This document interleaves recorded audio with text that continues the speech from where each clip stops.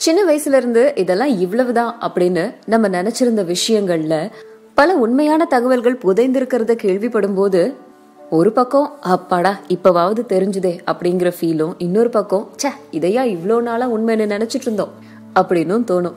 But இப்போ நம்ம இந்த உண்மைகளை தெரிஞ்சுக்கிட்டோம் அப்படிங்கிற சந்தோஷத்தோட தொடர்ந்து இன்னும் என்னென்ன உண்மைகள் நமக்கு தெரியாம இருக்கு அப்படிங்கறத தெரிஞ்சுக்கலாம். ஹனி பீ, இந்த தேனீக்கள் வந்துட்டு உலகம் முழுக்க இருக்கு. ஆனா நமக்கு வந்துட்டு இந்த தேனீல 2-3 வகைகளை தான் இன்டர்நெட்லயோ இல்லைன்னா நம்ம ஏதாவது பாக்குற வீடியோஸ்லயோ காமிச்சிருப்பாங்க. உண்மையிலேயே இந்த தேனீக்கள் அப்படிங்கிறது 20,000 ஸ்பீஷிஸ் இருக்கு. ஆனா இதுல 7 வகை மட்டும்தான் பார்த்த உடனேயே ஹனிபி அப்படின்னு ரெகக்னைஸ் பண்ற அளவுக்கு இருக்காம். மற்ற எதையுமே நம்மளால இது ஒரு ஹனிபி அப்படின்னு கண்டே பிடிக்க முடியாதாம். அடுத்தது மேட்ச் பாக்ஸ் லைட்டர். இது ரெண்டுல முதல்ல எதை இன்வென்ட் பண்ணாங்க அப்படின்னு பார்த்தா மேட்ச் பாக்ஸுக்கு முன்னாடியே லைட்டரை இன்வென்ட் பண்ணிருக்காங்க. நம்மெல்லாம் வத்தி குச்சியை கிழிச்சு அதுல நெருப்பு வந்ததை பார்த்துதான் இந்த லைட்டரையும் கண்டுபிடிச்சிருப்பாங்க அப்படின்னு தோணிருக்கோம். ஆனா உண்மையிலேயே ஜெர்மன் நாட்டை சேர்ந்த கெமிஸ்ட் ஜோஹான் வோல்ஃப்காங் டொப்ரினியர் அப்படிங்கிறவரு 1823 வருஷம் மாடர்ன் லைட்டரை கிரியேட் பண்ணாரு. அதுக்கப்புறம் 3 வருடங்கள் கழிச்சுதான் மேட்சஸ இங்கிலாண்டை சேர்ந்த ஜான் வாக்கர் அப்படிங்கிறவரை இன்வென்ட் பண்ணாரு. அடுத்தது, ஒரு பேப்பரை நீங்க எத்தனை முறை மடக்க முடியும்?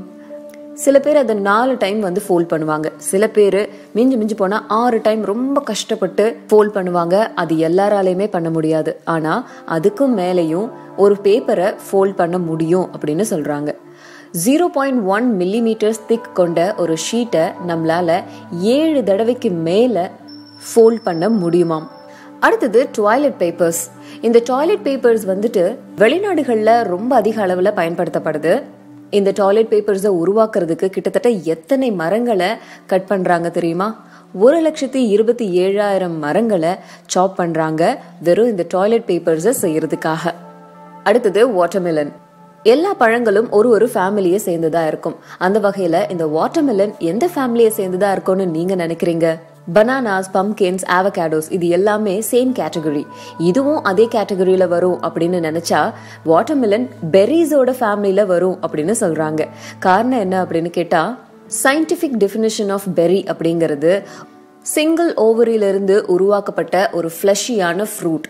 அதன்படி பார்த்தா வாட்டர்மெலன் ஒரு பெர்ரி அப்படின்னு சொல்றாங்க. வாட்டர்மெலனை பெர்ரி அப்படின்னு சொன்னவங்க தான் ஸ்ட்ராபெரிஸை பெர்ரி இல்லை அப்படின்னு சொல்றாங்க. காரணம் என்ன அப்படின்னு கேட்டோம்னா, ஸ்ட்ராபெரி 1க்கு மேற்பட்ட ஓவரீஸ்ல இருந்து உருவானதுதான் இதுக்கு காரணம் அப்படின்னு வியர்டான நிறைய கான்வர்சேஷன்ஸ் போயிருக்காம். இப்ப வரைக்கும் இதற்கான கான்வர்சேஷன்ஸ் நடந்துகிட்டு தான் இருக்காம். அடுத்தது பீனட்ஸ். பீனட்ஸ் அப்படிங்கிற பேர்லயே நட் அப்படின்னு இருக்கு. ஆனா இது ஒரு நட் வகையை சேர்ந்தது கிடையாதுன்னு சொல்றாங்க. இது லெக்யூம்ஸ் லைக் பீனட், பீன்ஸ் மாதிரி இதுவும் ஒரு லெக்யூம் அப்படின்னு சொல்றாங்க. அடுத்தது மூவிஸ் போனோம் அப்படின்னா நம்ம படம் பாக்குறதுக்கு முன்னாடி நிறைய ட்ரெய்லர்ஸ் வந்து போடுவாங்க. அது இப்ப இருக்கிற உலகம் முழுக்க இருக்கிற எல்லா தியேட்டர்கள்லயும் பண்றாங்க.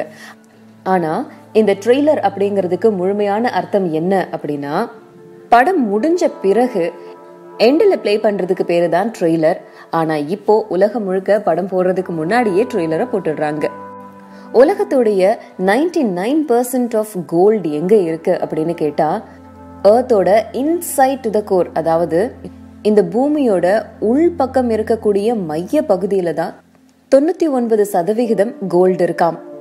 பூமிக்கு மேல நமக்கு கிடைக்கக்கூடிய கோல்டு அப்படின்றது ரொம்ப ரொம்ப ரொம்ப ரொம்ப சொற்பமான அளவு. அதனாலதான் கோல்டு இவ்வளவு விலை வைக்கிறாங்க. கோல்டு மாதிரியே பிளாட்டினமும் நமக்கு ரொம்ப சொற்ப அளவுல கிடைக்கிறதுனாலதான் கோல்டை விடவும் அதை அதிகமா விற்கிறாங்க. அடுத்தது பன்னி அப்படின்னு நம்ம எல்லாரும் குட்டி ரேபிட்ஸை சொல்லுவோம். சின்ன வயசுல இருந்து அதை தான் வந்து வீட்டுல பெரியவங்க சொல்லியிருப்பாங்க. ஆனா உண்மையிலேயே ரேபிட்டோட பேபி ஃபார்மை கிட்டன் அப்படின்னு தான் டெக்னிக்கலா கூப்பிடுவாங்களாம். பன்னி அப்படிங்கிறது ஒரு ரேபிட் எந்த வயதுல வேணாலும் இருக்கலாம், அதை கியூட்டா கூப்பிடணும் அப்படிங்கிறதுக்காக இந்த பேரை வச்சு கூப்பிட்டுருக்காங்க. ஸோ இது வரைக்கும் தெரிஞ்ச ஃபேக்ட்ஸ் பத்தி நீங்க என்ன நினைக்கிறீங்க அப்படிங்கறத கமெண்ட் செக்ஷன்ல கமெண்ட் பண்ணுங்க. மறக்காம ரகசிய உண்மைகள் சேனலை சப்ஸ்கிரைப் பண்ணுங்க.